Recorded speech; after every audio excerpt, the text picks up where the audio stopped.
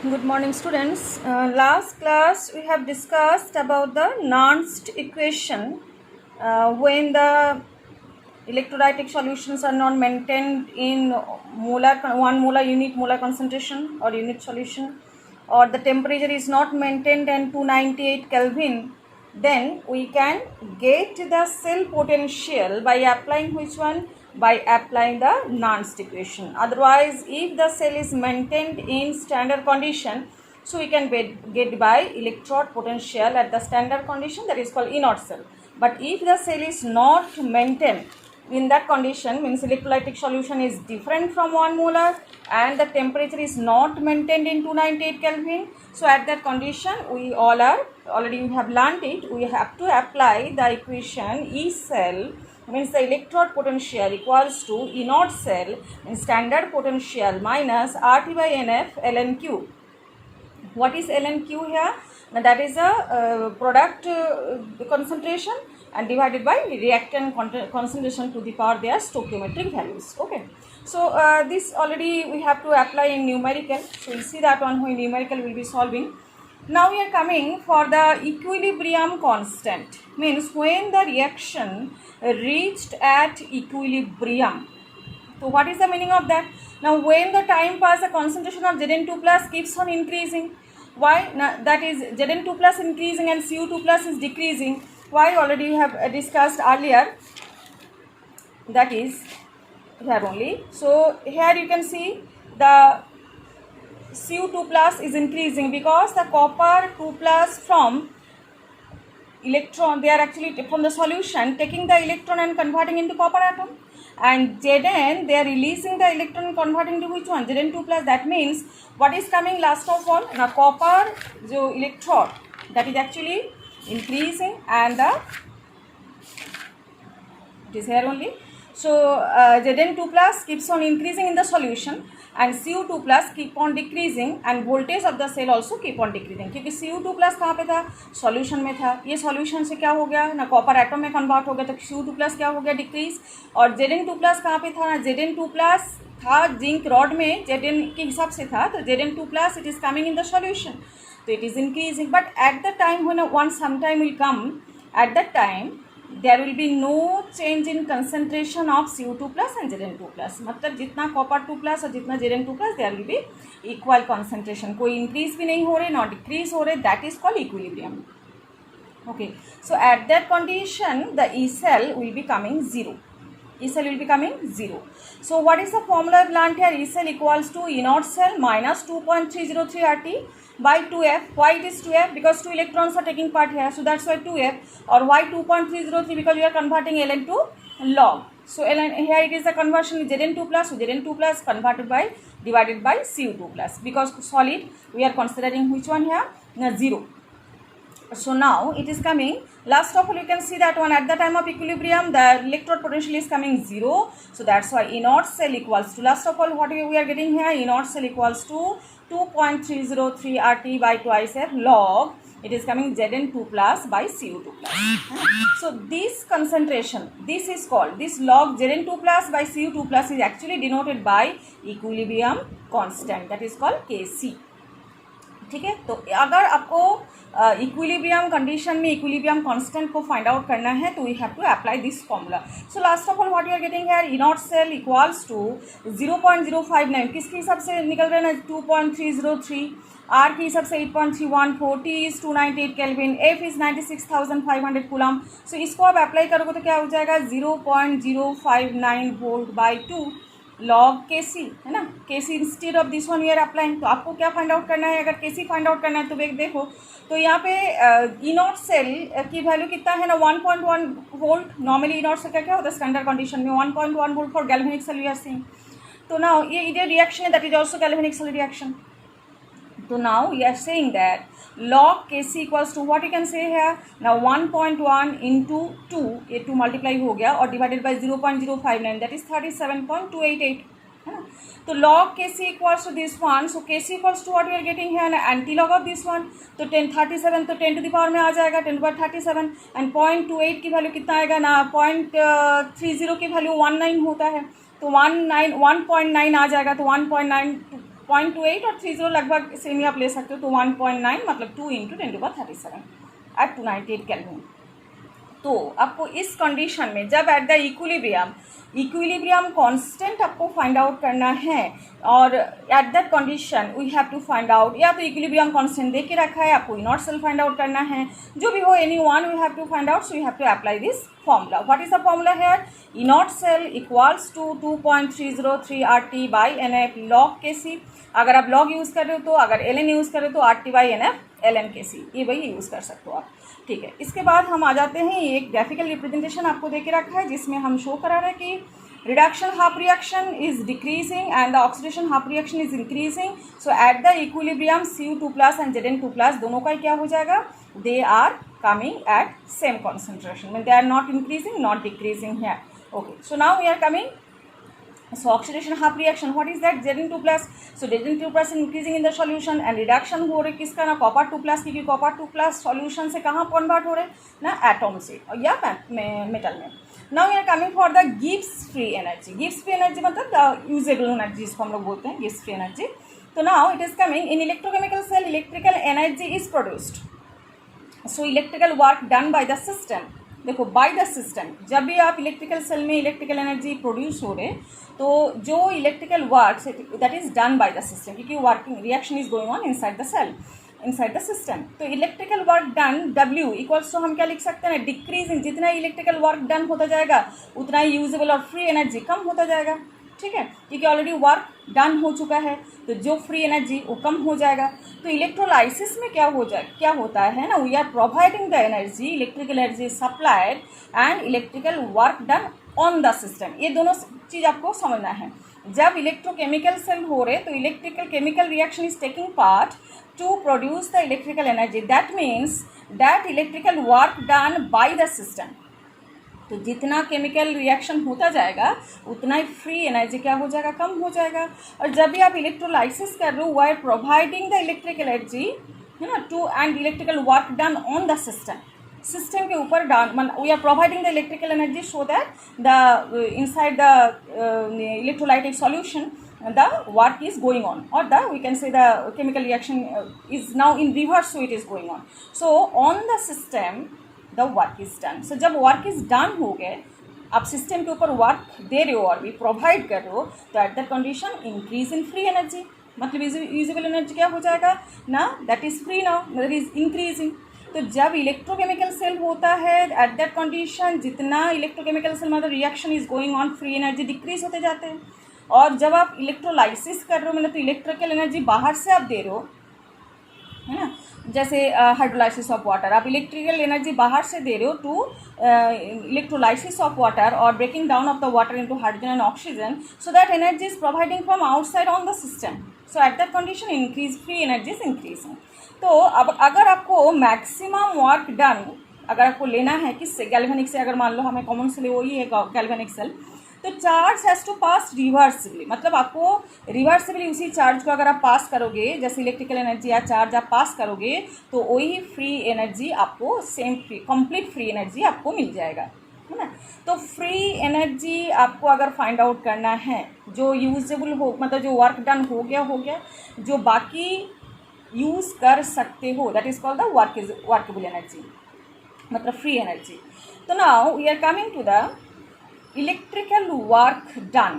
Electrical work done कैसे होगा ना, जितना इलेक्ट्रिकल एनर्जी प्रोड्यूस्ड हो रहे, जैसे मान लो आप इलेक्ट्रोकेमिकल सेल ले रहे हो, कितना इलेक्ट्रिकल वर्क आप डन कर सकते हो ना, जितना electrical chemical reaction is going on, जितना केमिकल रिएक्शन होगा इतना इलेक्ट्रिकल वर्क डन होगा और फ्री एनर्जी उतना ही कम होता जाएगा। तो इसलिए रिवर्सिबली अगर बोले तो क्या हो जाएगा, minus electrical work done equals to free energy हो जाएगा तब, ठीक है। तो रिवर्सिबली अगर उसको करोगे तो टोटली फ्री एनर्जी हो जाएगा, और उसको सिंपली मतलब फोर्सिबली करोगे या फॉरवर्डली करोगे तो टोटली इलेक्ट्रिकल वर्क डन हो जाएगा, ठीक है। अगर वर्क डन अभी हो रहे, अभी उसको आप रिवर्स कर रहे हो, तो उस कंडीशन में that will become free energy, that only we are finding out. तो electrical work done equals to electrical energy produce, तो कितना एनर्जी प्रोड्यूस्ड हो रहे, तो एनर्जी प्रोड्यूस्ड होने के लिए आपको क्या चाहिए ना, एक तो V मतलब EMF जो है वोल्टेज EMF मतलब इलेक्ट्रोमोटिव फोर्स, जिसको हम लोग विदाउट जब कनेक्शन में जो इलेक्ट्रॉन पोटेंशियल की जो डिफरेंस होता है उसको हम लोग क्या बोलते हैं ना इलेक्ट्रोमोटिव सेल फोर्स एंड ना V and quantity of the electricity following that is coming about the Q। ठीक है, सो एट दैट कंडीशन अगर 1 मोल ऑफ इलेक्ट्रॉन ट्रांसफर हो तो क्या आ जाएगा ना 1 Faraday, already last you have discuss that one is 6.022 10 to the power 23, ये है Avogadro number, and 1.60 into 602 into 10 to the power minus 19 that is coming the charge of 1 electron, है ना। तो it is actually coming 96472 coulomb, and what is this equals to which one 96,500 coulomb. So now we are coming about the 1F is coming 1 Faraday, that is 1 mole of electron transfer. मान लो n moles of electron transfer हुआ है तो क्या हो जाएगा total NF। अच्छा, electromotive cells क्या हो जाएगा ना, that is EMF equals to E cell. Normally जो हम इलेक्ट्रोड पोटेंशियल फाइंड आउट करते हैं इसको हम लोग क्या बोलते हैं, E सेल बोलते हैं। इलेक्ट्रिकल वर्क डन तो क्या हो जाएगा ना, electrical work done is W, तो V equals to what is given already formula, you know that one, V equals to W/Q, और वर्क डन हम क्या लिखेंगे V इंटू Q, तो V क्या है इधर EMF है ना, तो EMF, और जिसको हम लोग क्या बोलते हैं EMF है आपके पास जो वोल्ट के हिसाब से ही आएगा, और जिसको हम लोग क्या बोलते हैं ई सेल, और Q के हिसाब से हम क्या आएंगे ना QF equals to N, Q equals to NF। अगर 1 मोल ऑफ इलेक्ट्रॉन हो तो 1 Faraday, n mole of electron हो टोटल कूलम कितना है, टोटल चार्ज कितना आएगा NF, तो that's why last of all क्या आ रहे NFE सेल। क्लियर है, दैट इज कॉल्ड गिव्स free, that is actually work done. अभी वर्क डन तो हो गया, ये वर्क डन तो वर्क डन, लेकिन ये वर्क डन नहीं हो तब जाके वो फ्री एनर्जी में आएगा। तो टोटल फ्री एनर्जी कितना मिलेगा आपको माइनस वर्क डन जो होगा, है ना। अगर वर्क डन नहीं हो that will be available now as free energy. तो टोटल वर्क डन अगर हो जाए गैल्वेनिक सेल में तो आपको क्या मिलेगा NFE सेल, ये है वर्क। और अगर मैं वर्क नहीं कर रही हूँ उससे, वो टोटल एनर्जी को हम यूजेबल एनर्जी या यूज़ करने के लिए चाहिए मुझे, तो इसको हम लोग क्या बोलते हैं फ्री एनर्जी। तो फ्री एनर्जी कब होगा ना माइनस वर्क डन हो जाएगा। तो that means we can write down here R delta RG, इसको हम लोग क्या बोलते हैं गिव्स फ्री एनर्जी, है ना। इक्वल्स टू हम क्या लिखेंगे ना, अगर वर्क डन होता तो ये आएगा, अगर नहीं है तो क्या आ जाएगा माइनस NFE सेल। इसको हम क्या बोलेंगे ना gives free energy available in the galvanic cell. So delta RG equals to minus NFE cell. अगर आप स्टैंडर्ड कंडीशन में सब कुछ मेंटेन कर रहे हो, if the concentration of the all the reacting species is in unity, then E cell equals to हम क्या लिखेंगे E नॉट सेल, है ना। और डेल्टा RG को हम क्या लिखेंगे ना delta RG not equals to minus NFE not cell. ये अगर आप स्टैंडर्ड कंडीशन में मेंटेन कर रहे हो तो again we learn here E not cell equilibrium condition में हमने क्या देखा, E not cell equals to ये इक्विलिब्रियम कंडीशन में, ठीक है। तो E not cell equals to हम क्या लिखेंगे ना RT NF ln KC। समझ में आ गए, ये ऑलरेडी हम लोगों ने फाइंड आउट किए। तो E not cell equals to this one, और delta RG not equals to हमें क्या लिखना है ना NF तो रहने दो माइनस, या तो इधर ही माइनस दे देते हैं, तो इधर क्या हो जाएगा NF को रहने दिया, ई नॉट सेल को, ई नॉट सेल की इंस्टेड हम ये लिखना चाह रहे हैं तो RT/NF ln KC। तो NF और NF कैंसिल हो जाएगा, तो डेफिनेटली हम क्या लिख सकते हैं RT ln KC, और delta RG not equals to minus 2.303 RT log KC, ठीक है। तो लास्ट ऑफ ऑल हमें एक रिलेशन आपको मिल गया कि गिब्स फ्री एनर्जी के साथ जो इक्विलिब्रियम कांस्टेंट उसको भी रिएक्शन आपको मिल गए, मतलब रिलेशन आपको मिल गए। और अगर आपको Gibbs free energy find out करना है और आपके मान लो कि फैराडे भी दे के रखा है और n moles of electrons are passing that is also given there, तो टोटल चार्ज आपको मिल गए, और ई सेल आपको electrode potential that is called EMF that also you can get here. So this is the relationship between which one ना gives free energy as well as the first one is the formula or equation to find out the Gibbs free energy in standard condition, in simple condition, or the relationship between the equilibrium constant and then Gibbs free energy. Clear? इस next we are coming for the resistance, very easy that one. Resistance and electrical resistance किसको बोलते हैं, and they are we can say about the in terms of SI unit, what is the unit will be there, conductance, specific resistance, that is called resistivity, and specific conductance, and the types of conductivity, types of conductor, this we have to discuss now. So now we are coming resistance, all of you know that is actually property that can prevent the flow of the current. So if the ends of the conductor is applied a voltage of V and the current I flows through it, then the resistance R equals to V by I. ये तो already Ohm's law के हिसाब से आपको पता ही है. तो R electrical resistance R of any object is directly proportional to K, length of that object, and the inversely proportional to area, है ना, cross section of the area. तो R is directly proportional to L by A, R equals to rho into L by A. ये rho क्या हो गया, resistivity.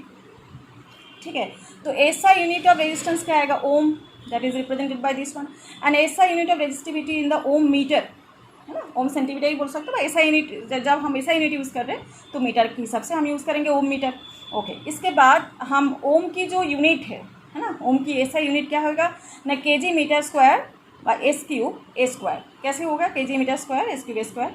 तो ये हम एक बार दिखा देते हैं आपको, जो ओम इक्वल्स टू, इधर भी दिखा देते हैं, ohm equals to V by A, that is it is coming about the work per unit charge, है ना. V means work per unit charge, V means which one, W by Q, and A is here.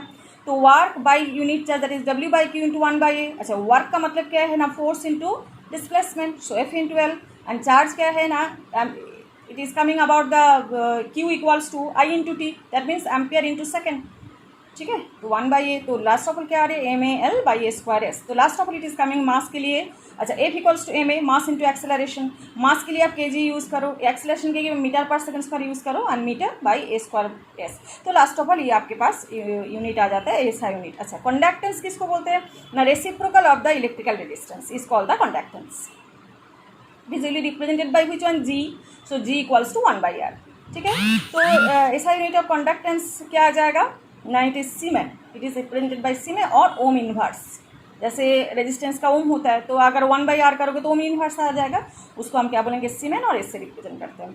अच्छा, resistivity किसको बोलते हैं, defined as the resistance of a conductor whose length is 1 centimetre या 1 cross section of 1 centimetre square. देखो, अगर ऐसा unit में करोगे तो ये 1 मीटर लेंथ और 1 मीटर स्क्वायर एरिया. देखो यहाँ पे बोल के रखा है, that is in terms of SI unit it is the resistance of 1 metre cube of the conductor, represented by rho. Already पहले ही बोल चुके हैं हम, तो rho equals to R A by L. ठीक है, तो 1 ohm metre equals to 100 ohm centimetre. ठीक है, कंडक्टिविटी किसको बोलेंगे, ये तो हो गया आपकी रेजिस्टिविटी. अभी कंडक्टिविटी किसको बोलेंगे, वही बात है ना, it is the reciprocal of the resistivity, that is the specific conductance, और simply it is called conductivity. तो R equals to 1 by G, मतलब G equals to 1 by R. अच्छा, रो इक्वल्स टू क्या है, रो इक्वल्स टू हम क्या लिखेंगे, 1 by K. तो R equals to rho into L by A. अच्छा, इसको हम किससे रिप्रेजेंट करते हैं, कंडक्टिविटी को कप्पा से. इसको हम लोग बोलते हैं कप्पा, और के की थोड़ा थोड़ा सा टिल्टेड के, इसको हम लोग बोलते हैं. और इसको हम, ऐसा यूनिट क्या है ना, सीमेन मीटर इनवर्स. ठीक है, तो अभी क्या हो जाएगा ना, R equals to rho into L by A. तो it is coming about the R के हिसाब से हम क्या लिख सकते हो, 1 बाई जी. रो के हिसाब से क्या लिख सकते हो, 1 बाई के, और एल बाई ए, तो जी इक्वल्स टू के ए बाई एल. ये हो गया फॉर्मूला, जी इक्वल्स टू के ए बाई एल. कंडक्टिविटी किसको बोलेंगे, it is the conductance of a material when it is 1 metre long and this area of cross section is 1 metre square. बस that's all. वही same बात है, resistivity conductivity same बात है. अच्छा, तो ये हो गया आपकी टोटल. एक तो है रेजिस्टेंस, कंडक्टेंस, उसकी रिप्रेजेंटेशन. कंडक्टेंस को हम जी से, जैसे कंडक्टेंस रिवर्स ऑफ और इनवर्स ऑफ रेजिस्टेंस, इसको हम जी से रिप्रेजेंट करते हैं. रेजिस्टिविटी रो से रिप्रेजेंट करते हैं, और कंडक्टिविटी कप्पा से रिप्रेजेंट करते हैं. बस यही है इसका रिलेशन. और ये some equation we have to little bit practice it. तो R equals to rho into L by A. अच्छा, जी इक्वल्स टू क्या है ना, 1 by R. So again we can write down here that one also. So 1 by r equals to 1 into a rho into L. G equals to K A by L. That also we have written here. So G rho equals to R A by L और G equals to K A by L. ठीक है, सो ये equation है. ये equation बहुत ही ज़रूरी है क्योंकि हमें सॉल्व करना है न्यूमेरिकल. अच्छा, कंडक्टर की 2 टाइप होता है, एक तो मेटल वाली कंडक्टर, मेटेलिक और इलेक्ट्रॉनिक कंडक्टर, है ना. और इसको in metallic conductor the flow of electricity takes place to the flow of electrons. Due to the flow of electrons only, it depends on which one nature or structure of the metal, the number of the valence electron per atom, temperature, etc. Electrolytic conductors किसको बोलते हैं? The electrolytic conductors, the flow of electricity takes place due to flow of ions. ठीक है, और इसके बाद ये electrons हो गया, ये आयंस हो गया, एंड इसके बाद the nature of the electrolyte added to its concentration, its size of the ions produced and their solution and the nature of the solvent and its viscosity and temperature. Okay, so these are the types of conductor. Next day we'll discuss about the measurement of conductivity of the ionic solution.